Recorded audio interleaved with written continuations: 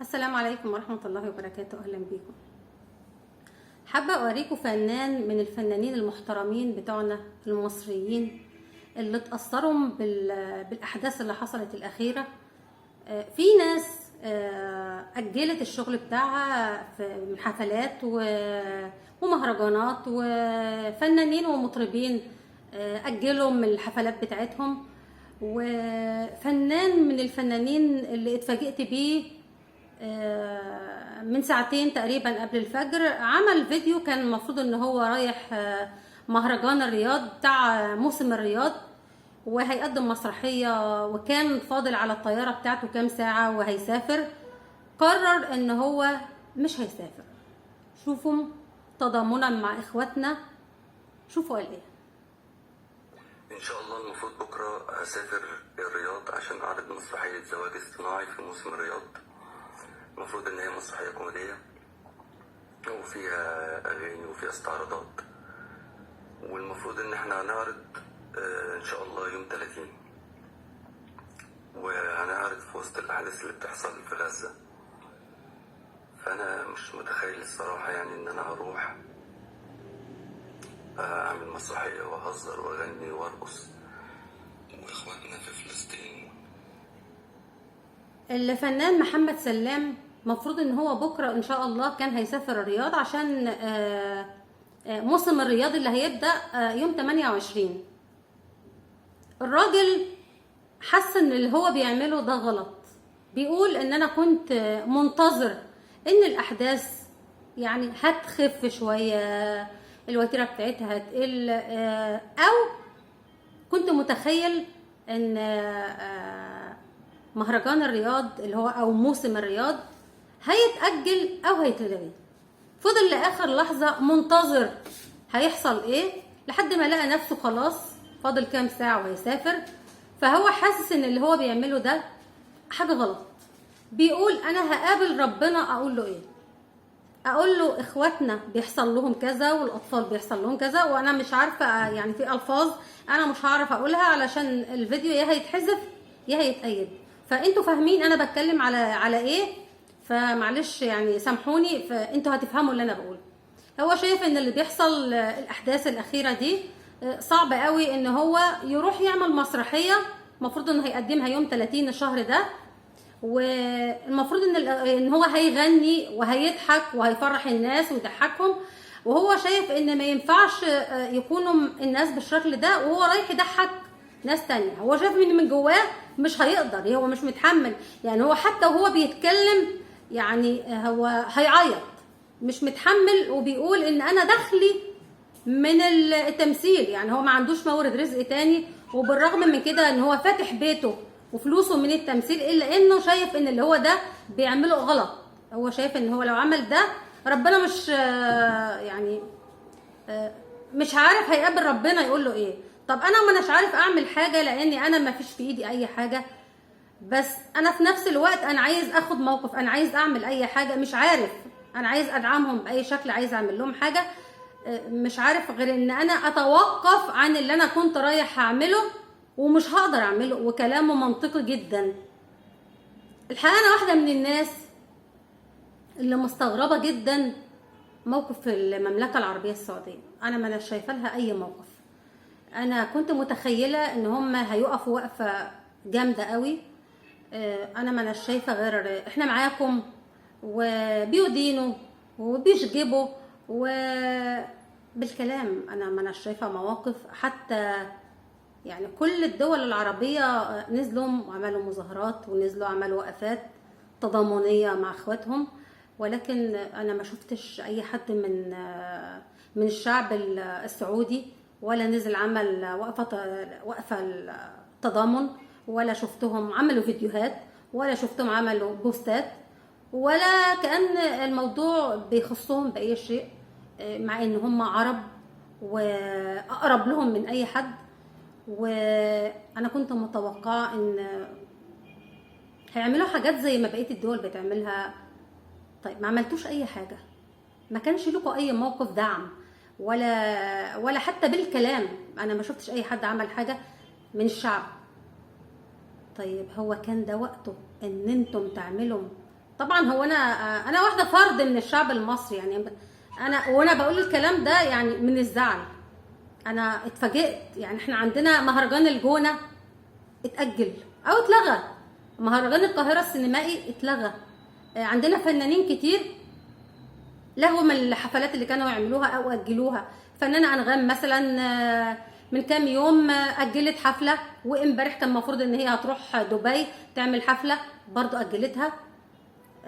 في فنانين كتير شايفين ان هم لو هم مش قادرين يعملوا اي حاجه، على الاقل خالص ان هم ما يروحوش يغنوا ويسهروا ويفرحوا ويطبلوا. ده احنا يعني احنا كشعوب مصريه، احنا مثلا لو احنا عندنا فرح وفي حد من جيراننا عنده حاله وفاه، ما ينفعش ان انا اروح اطبطب عليهم واقول لهم البقيه في حياتكم وامشي واروح ازغرط واعمل علي الدي جي وافرح وارقص. ما ده مش منطقي يعني، ولا من الاخلاق ولا من الاصول ولا من الادب.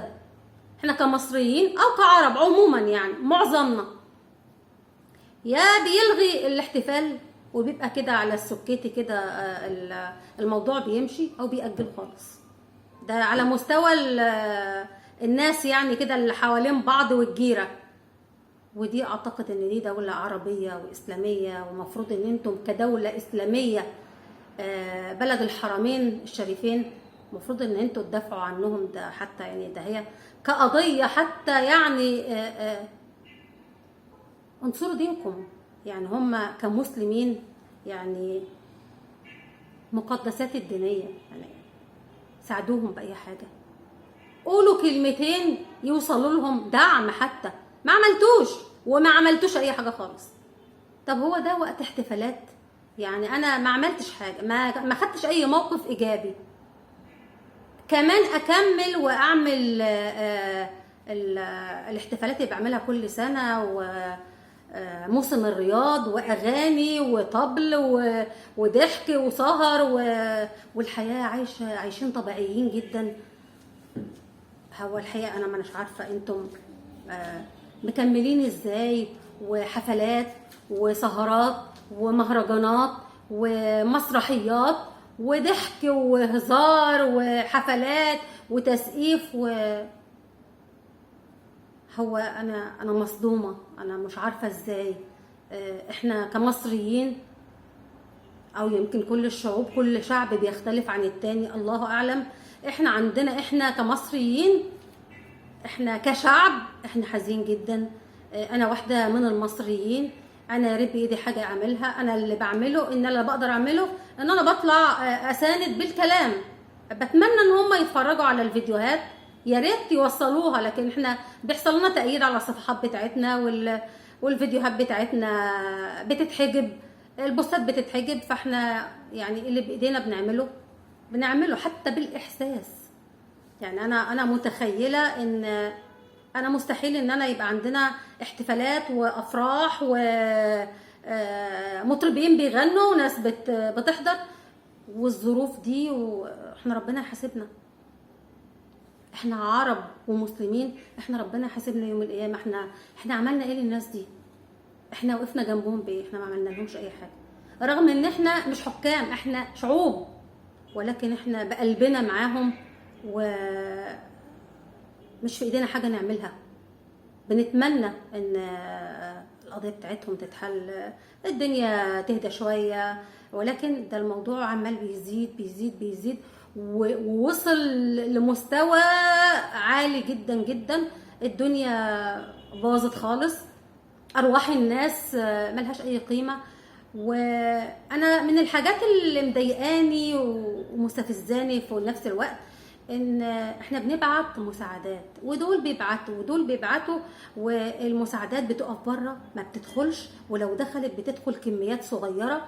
وهم شايفين كده ان عملوا اللي عليهم، ان هم بعتوا المساعدات ودماغهم كده نفضوا خلاص، وخلاص بقى هم يحصل لهم اللي يحصل لهم، احنا مش في ايدينا حاجه. انتوا ربنا يحاسبكم كلكم يوم القيامه ان انتوا تتفرجوا على الناس دي ومتخيلين ان انتوا كده عملتوا اللي عليكم خلاص. يعني هو انتم مثلا بتقولوا لهم كلوا لقمه قبل ما تموتوا؟ يعني بدل الاطفال دي ما هتموت جعانه، طب ناكلها لقمه قبل ما تموت، يعني بدل ما تموتوا على لحم بطنكم، يعني كلوا لقمه قبل ما انا مش عارفه اقول حاجه. انا جوايا الم ووجع وحزن ومن الحاجات اللي انا بتفرج عليها ليل ونهار جابت لي حاله نفسيه، حاسه ان انا جالي مرض نفسي من كتر اللي بتفرج عليه وبعيط ومناظر صعبه. بتمنى ان في اي لحظه الاقي حتى يعني بقى في هدنه، الدنيا هديت شويه، ولكن انا اللي انا شايفاه ان العالم كله بيتفرج وبيساند طرف واحد، كله العالم كله بلا استثناء. وبعدين انا شايفه ان موقف المملكه اللي هي بتقول احنا معاكم بالكلام، طالما انتوا بتقولوا كده وحياتكم ماشيه طبيعيه واحتفالاتكم شغاله، فانا في اعتقادي الشخصي انا يعني انا بتكلم بلساني انا، ان انتوا كده بتقولوا للطرف تاني انا معاك. ما هو مش بالكلام، انت عايش حياتك طبيعيه جدا وبتهلل وحياتك عايشين طبيعيين وحفلات واحتفالات وكل حاجه، وبتتفرجوا على الناحيه التانيه وبتقولوا لهم معلش هنبعت لكم مساعدات وربنا معاكم هنعمل لكم ايه، والناحيه التانيه العالم كله معاه. لحد امتى؟ لحد امتى هتفضلوا تتفرجوا على الناس دي؟ لحد ما الدنيا تخلص؟ ما خلاص يعني هو احنا ما هم خلاص داخلين على الفناء. هو بتتفرجوا لحد ده ما يحصل؟ بترضوا ضميركم باللقمتين اللي بتبعتهم لهم والحاجات اللي بتدخل لهم وتبرعات والهلال الاحمر طب مش لما تدخلوا الاول الشحنات اللي واقفه ومش عارفين تدخلوها، تبقوا تفتحوا باب التبرعات وتقولوا اللي عايز. احنا عندنا شبابنا، شباب المصري زي الفل، شباب وارد، رايحين واقفين طوابير بيبرعوا بالدم، بيعملوا اللي عليهم. الشباب عندنا عايز يعمل حاجات كتير جدا. انا مش هعرف اقول هم عايزين يدخلوا يعملوا ايه، ولكن بقلبهم نفسهم يعملوا حاجه، ولكن الشعوب ما باليد حيلها. بشكركم والسلام عليكم ورحمه الله وبركاته.